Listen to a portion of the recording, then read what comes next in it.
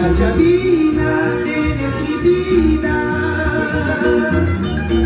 Tú eres mi aliento y mi consuelo.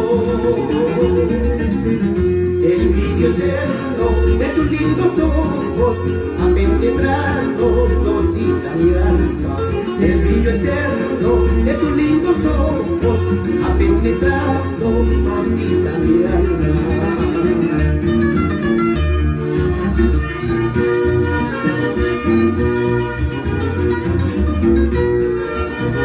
Linda Chavita, eres mi aliento y mi consuelo.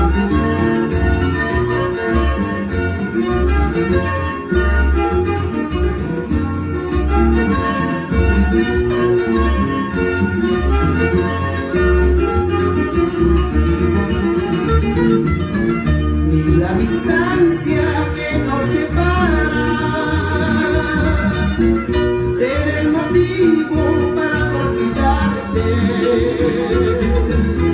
Ni la distancia que nos separa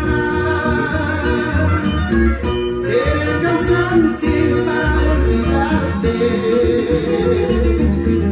Por tu belleza, linda Chavita, ando sufriendo, ando llorando. Por tu belleza, linda Chavita, ando llorando, vivo sufriendo. Esos tus ojos son dos luceros que iluminaron todita mi alma, y la nobleza de tus sentimientos ha cautivado mi alma sufrida.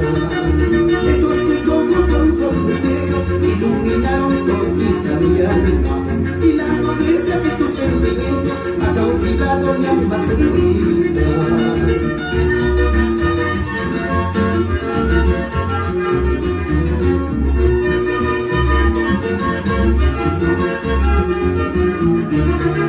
Esos tus ojos son dos luceros que iluminaron todita mi alma, y la pureza de tus sentimientos ha cautivado mi alma sufrida.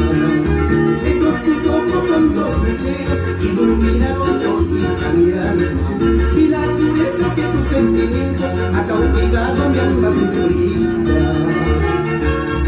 Recordando a la empresa Cóndor de Chavín, saludamos a Gabriel Peña y esposa.